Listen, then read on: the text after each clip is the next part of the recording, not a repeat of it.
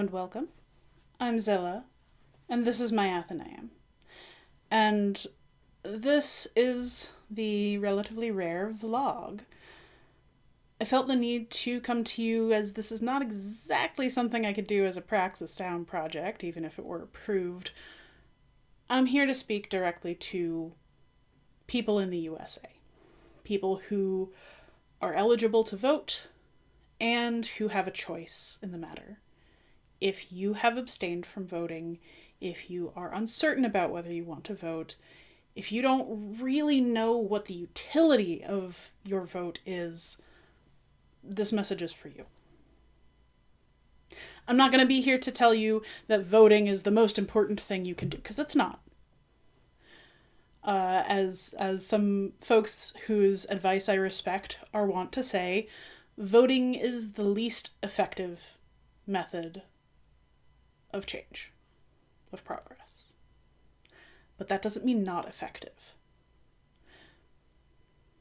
To me, voting for president in a two-party system like we have, especially one that has been dragged to the right so far that we can see past the bounds of human decency,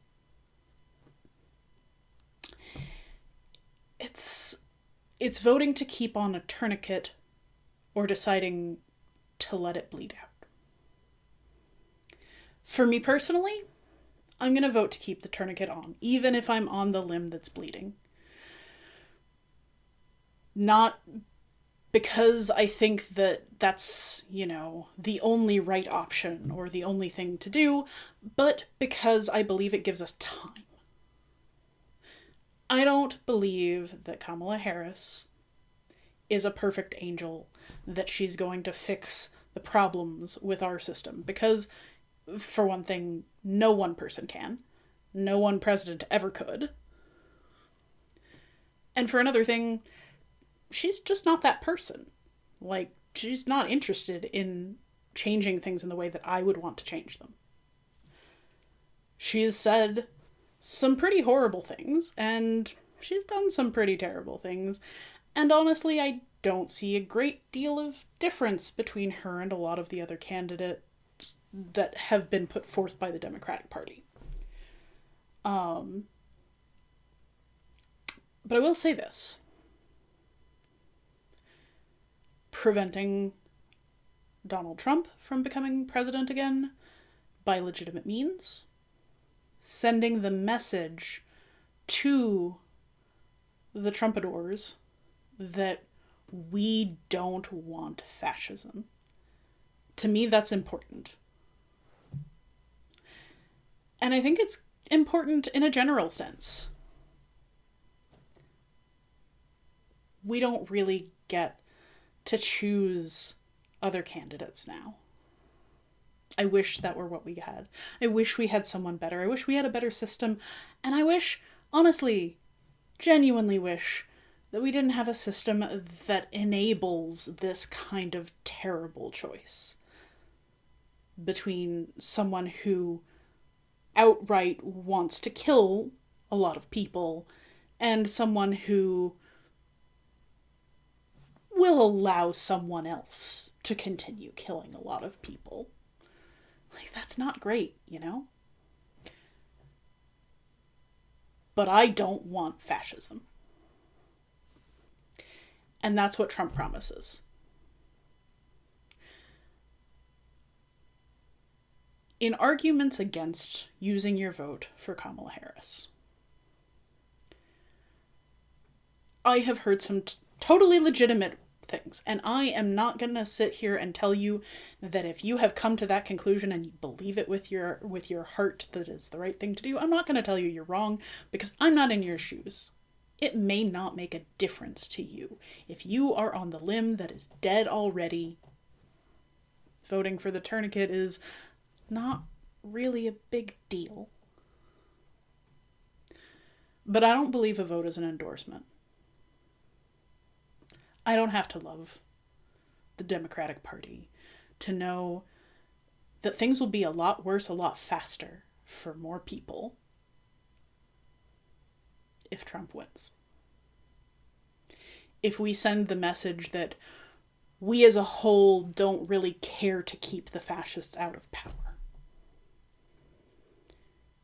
Ideally, we would win in a landslide. I don't think that's going to happen.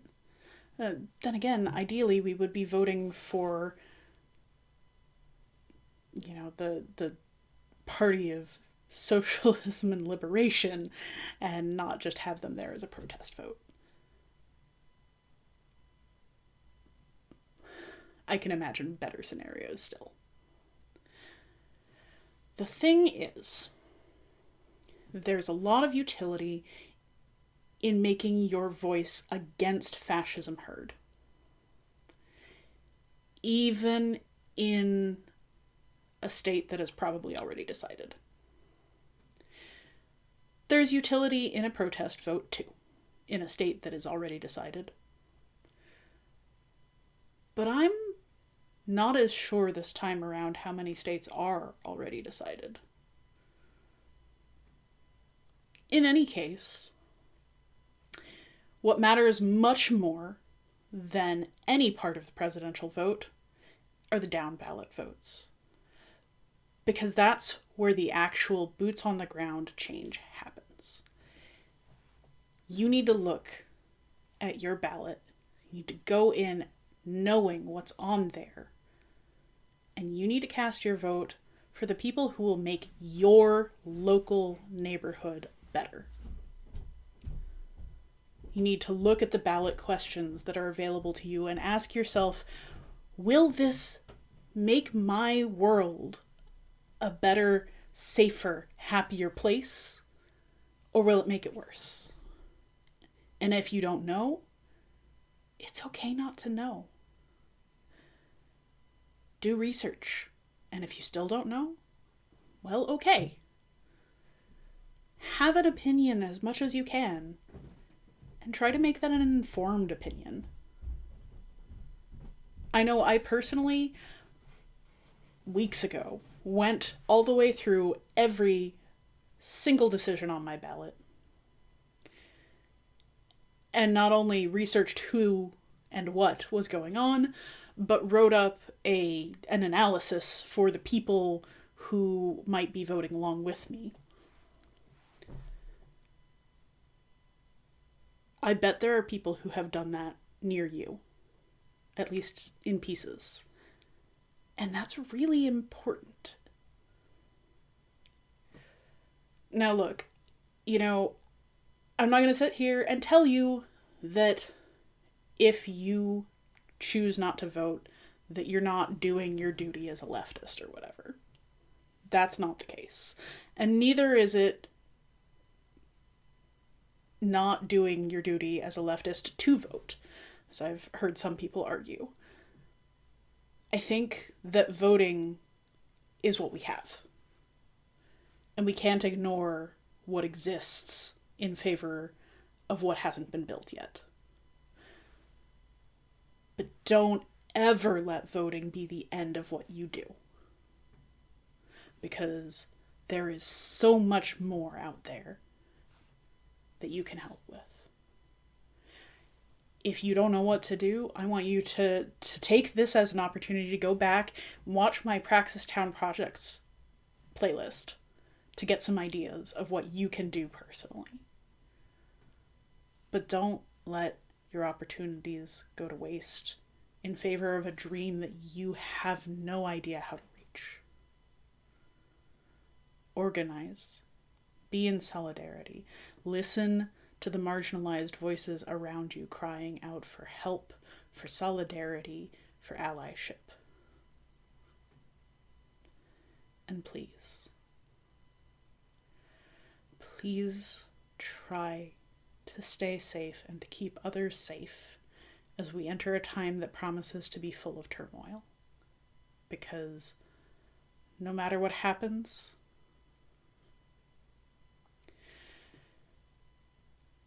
I don't think that any one day is going to be the end of it, election or not. So take care of yourself, and as much as you can, I want to ask you to take care of each other. And please, keep learning, friends.